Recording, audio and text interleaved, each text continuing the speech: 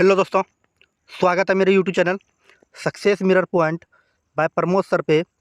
आज हम लोग भारतीय संविधान के विषय में पढ़ेंगे। अगर आप इस चैनल पे नए हैं और किसी भी एग्ज़ाम की तैयारी करते हैं, bank, SSC, railway, group D, Bihar दरोगा, बिहार पुलिस, यूपीएससी, बीपीएससी या जर्नल कंपटीशन की तैयारी करते हैं, तो वहाँ पॉलिटी से 5 से 6 नंबर क्वेश्चन पूछे जाते हैं। अगर पर डे आप वीडियो देखते चलिएगा, बहुत ही छोटा वीडियो होगा, तो मेरी गारंटी 100% गारंटी है, अगर पॉलिटी से क्वेश्चन पूछे जाते हैं 5 से 6 नंबर, जितना हम पढ़ाएंगे उससे एक भी क्वेश्चन बाहर नहीं आएगा। तो चलिए, अगर ये आपके काम का चीज़ है तो वीडियो को शुरू से अंत तक ज़रूर से ज़रूर देखिए। तो सबसे पहले बात करते हैं एसके आयोग, जो आया था 1947 और 1948 में। एसके धर आयोग जो था ये कब आया था? 1947 में आया था और 1948 में इन्होंने अपना रिपोर्ट दिया। अब इनके विषय में कुछ डिटेल बातें करते हैं एसके धर आयोग के विषय में। तो आज़ादी के बाद गठित जून 1948 में यह पहला आयोग था। और जब हमारा देश आज़ाद हुआ, आज़ाद होने के बाद तो सबसे पहला आयोग कौन सा था? एसके धर आयोग था। कब? 1948 ईस्वी में यह पहला आयोग था। इसके प्रशासनिक, वित्तीय, भौगोलिक पहलुओं के आधार पर राज्य बनाने का समर्थन किया और भाषा के आधार पर राज्य के गठन का बहिष्कार किया। मतलब ये एसके धर आयोग जो था, इन्होंने कहा हमारा देश जब आज़ाद हो गया तो राज्य का निर्माण किस तरह से होना चाहिए? वित्तीय आधार पर, भौगोलिक आधार पर होना चाहिए, भाषा के आधार पर हमारे देश की में राज्य का निर्माण नहीं होना चाहिए। इनके बाद दूसरा आयोग आया जेवीपी आयोग। जेवीपी आयोग 1948 में आया। जे का मतलब होता है जवाहरलाल नेहरू, भी का मतलब होता है सरदार वल्लभ भाई पटेल, इसके बाद पी का मतलब होता है पटाभी सीतारमैया। पी का मतलब क्या होता है? पटाभी सीतारमैया। बात समझे? ये दूसरा आयोग था। अब चलिए एक एक विषय में जानेंगे ये आखिर होता क्या है। तो भारत का सबसे पहला आयोग कौन सा था? तो एसके धर आयोग था। एसके धर आयोग कब आया था? 1948 ईस्वी में। तो परीक्षा में पूछे जाते हैं एसके धर आयोग कब आया था? तो 1948 ईस्वी में आया था। इलाहाबाद के सामने इन्होंने जज के सामने अपना रिपोर्ट पेश किया था 1948 में। आया 1947 में, लेकिन रिपोर्ट जो इन्होंने दिया था 1948 ईस्वी में दिया था। और दूसरा आयोग जो था जेवीपी, जवाहरलाल नेहरू, सरदार वल्लभ भाई पटेल और पटाभी सीतारमैया, इस समिति 1948 ईस्वी में भाषाई आधार पर विरोध किया। दोनों ने रिपोर्ट दिया 1949 ईस्वी में। 1939 ईस्वी में दोनों ने भाषा के आधार पर, दोनों आयोग जो थे दोनों ने भाषा के आधार पर भारत में राज्य बनाने का क्या किया? बहिष्कार किया, विरोध किया कि भाषा के आधार पर भारत का राज्य निर्माण नहीं होना चाहिए। ठीक, तो बात आती है कि भाषा के आधार पर राज्य का निर्माण नहीं होना चाहिए, तो कैसे? एक व्यक्ति का नाम आता है पेट्टू श्री राम लल्लू। पेट्टू श्री राम लल्लू 58 दिन भूख हड़ताल की मृत्यु के बाद 1952 में इसकी मृत्यु हो गई। और ये व्यक्ति इसलिए इतना चर्चित में है क्योंकि यह एक कांग्रेसी कार्यकर्ता थे। ये कौन थे? ये एक कांग्रेसी कार्यकर्ता थे। इन्होंने अपना ठान लिया था कि भाषा के आधार पर ही राज्य बनना चाहिए। और ये दोनों रिपोर्ट एसके धर आयोग और जेवीपी आयोग ने अपना रिपोर्ट दिया, इलाहाबाद के जज के सामने पेश किया।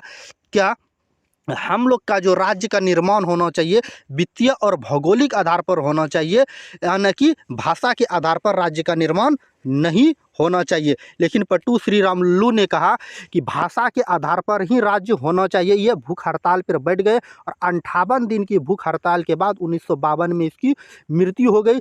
सरकार को आनन फानन में भाषा के आधार पर प्रथम राज्य 1 अक्टूबर 1953 ईस्वी को आंध्र प्रदेश बनाए गए। ये बातें बहुत महत्वपूर्ण है। भारत का पहला कौन सा ऐसा राज्य जो कि भाषा के आधार पर एक राज्य का निर्माण किया गया था? तो ये आंध्र प्रदेश था, ऐसा एक राज्य था जो भाषा के आधार पर प्रथम राज्य बनाया गया। कब? 1 अक्टूबर 1953 ईस्वी में। याद रखिएगा, एग्जाम के व्यू से काफ़ी इंपॉर्टेंट है।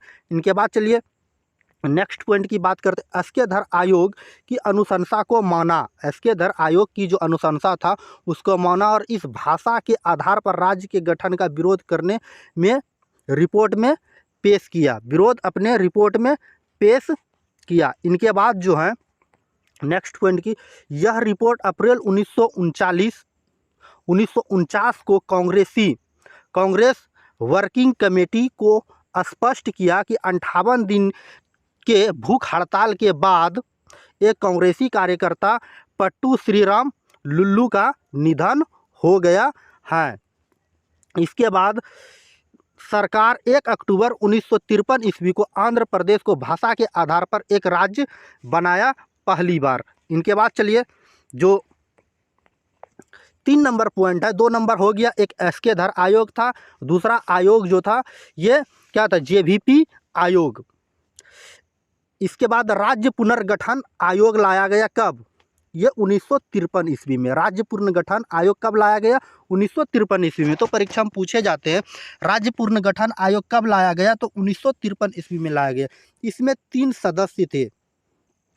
इन्होंने 53 में ये आयोग लाया और रिपोर्ट जो सरकार को पेश किया ये 1956 ईस्वी में अपना रिपोर्ट इन्होंने ये सरकार के सामने पेश किया। एक अध्यक्ष थे, अध्यक्ष का नाम था फजल अली और 2 सदस्य थे, एक कुंजरू और एक एसके पानीकर। 2 सदस्य थे और एक अध्यक्ष थे। 3 मिला के कितने? 2 और 1 प्लस कितने व्यक्ति हो गए?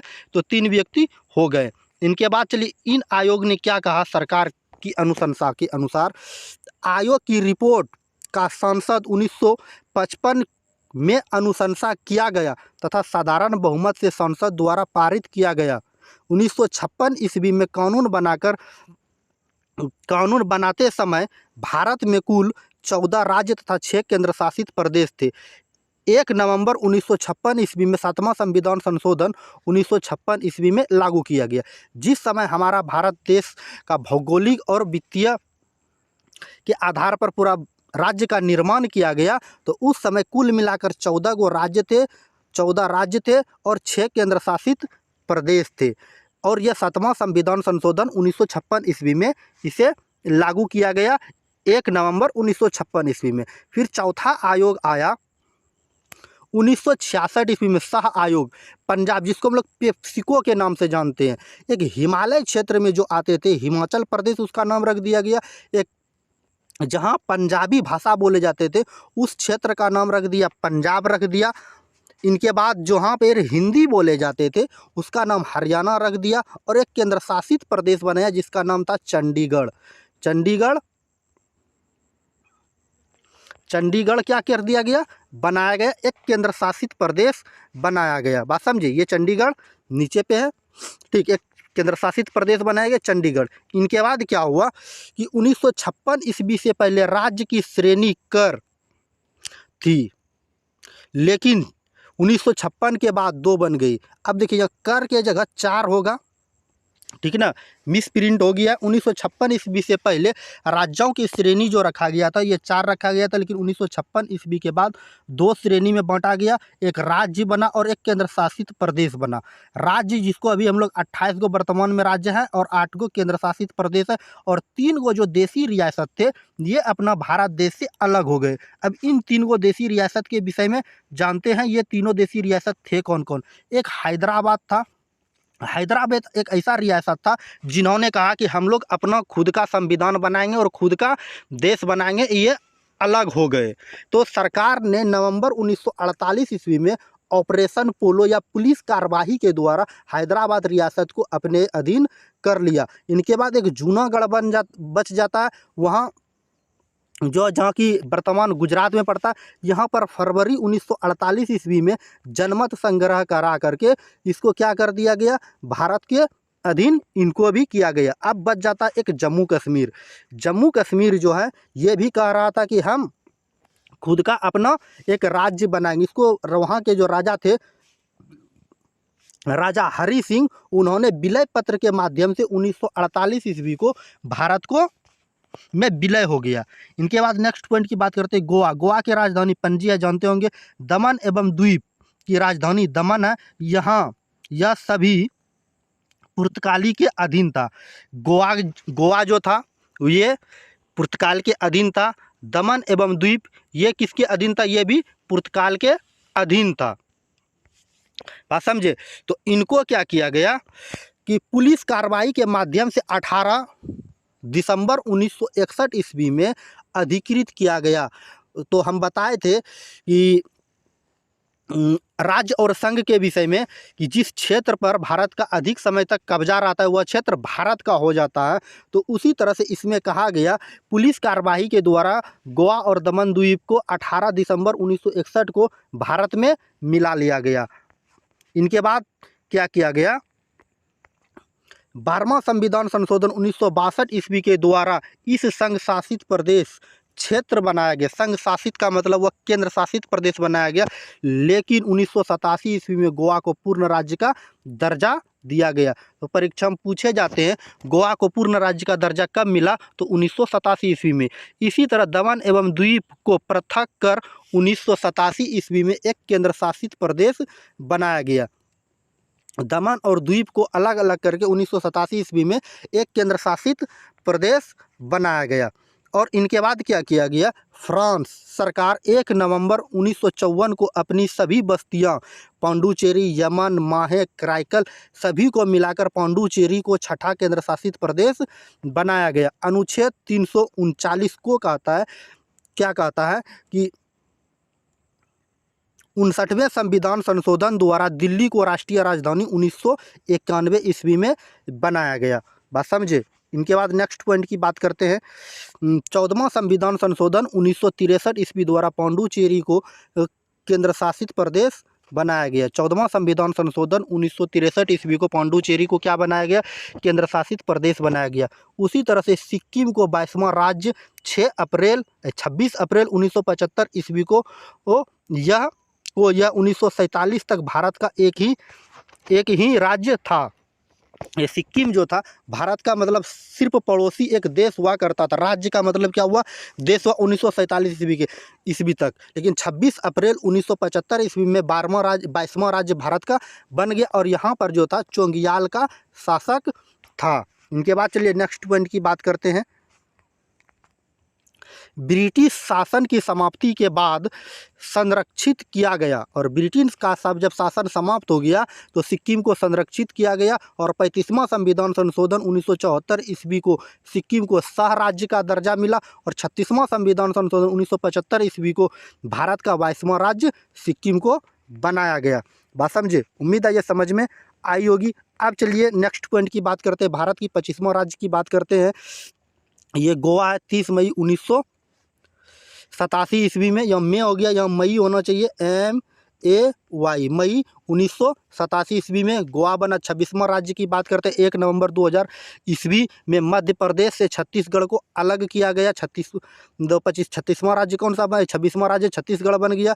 और 27वां राज्य जो बना 9 नवंबर 2001 होना चाहिए। यहाँ पर 2021 हो गया है, यहाँ 2001 होगा, ठीक है ना। 2001 को यूपी को उत्तराखंड से अलग किया गया। यूपी जो था, यूपी से उत्तराखंड को अलग कर दिया गया। यहाँ पे शोध कर लीजिएगा, 2001 होगा। इनके बाद चलिए 28वां राज्य जो बना 15 नवंबर 2000 ईस्वी को बिहार से झारखंड को अलग किया गया। और 29वां राज्य जो बना भारत का 2 जून 2014 ईस्वी को आंध्र प्रदेश से तेलंगाना को अलग किया गया। और आंध्र प्रदेश की बात करें, राज्य की स्थापना 1 अक्टूबर 1953 ईस्वी में हुई थी। इनके बाद चलिए नेक्स्ट और सब भी राज्य देखते हैं। गुजरात और महाराष्ट्र की बात करते हैं। 1 मई 1960 ईस्वी में इसकी स्थापना हुई थी। नागालैंड की बात करते हैं तो 1 दिसंबर 1960 ईस्वी में। पंजाब और हरियाणा की बात करते हैं 1966। हिमाचल प्रदेश राज्य बना 1971 ईस्वी में। इनके बाद चलिए नेक्स्ट पॉइंट की बात करते हैं। मेघालय, त्रिपुरा, मणिपुर जो राज्य बना 21 जनवरी 1975 ईस्वी को बना। सिक्किम जो 26 अप्रैल 1975 ईस्वी को बना। मिजोरम, अरुणाचल प्रदेश, गोवा 1947 ईस्वी में राज्य बना। बात समझे? उम्मीद है ये समझ में आई होगी। अब चलिए यहाँ पर जो है कुछ पॉइंट को हम बता देते हैं। अब देखिए ये जो है बंगाल की खाड़ी आपको दिख रहा होगा। भारत के पूर्व साइड में क्या है? बंगाल की खाड़ी, और पश्चिम में क्या है? अरब सागर। अरब सागर में कहाँ पड़ता है? मालाबार तट कहाँ पड़ता है? अरब सागर में, जो कि पांडुचेरी का हिस्सा है। माहे कहाँ पड़ता है? ये केरल में पड़ता है। परीक्षा में पूछे जाते हैं माहे कहाँ पड़ता है? केरल में पड़ता है। इसके बाद कच्चा द्वीप कहाँ पड़ता है? तो श्रीलंका में पड़ता है। क्राइकल कहाँ पड़ता है? तमिलनाडु में पड़ता है। कोरोमंडल किसको कहते हैं हम लोग? बंगाल की खाड़ी को कहते हैं। यमन जो पांडुचेरी का हिस्सा है, ये कहाँ पर पड़ता है? आंध्र प्रदेश में पड़ता है। इसको याद रखिएगा, जो एग्जाम के व्यू से काफ़ी इम्पोर्टेंट है। बात समझे? उम्मीद है ये समझ में आई होगी। अगर आप इसको नोट करना चाहते हैं, स्क्रीनशॉट लेना चाहते हैं, स्क्रीनशॉट ले लीजिए। इनके बाद चलिए नेक्स्ट पॉइंट की बात करते हैं। अगर वीडियो अच्छी लगी वीडियो तो लाइक ज़रूर कर दीजिएगा।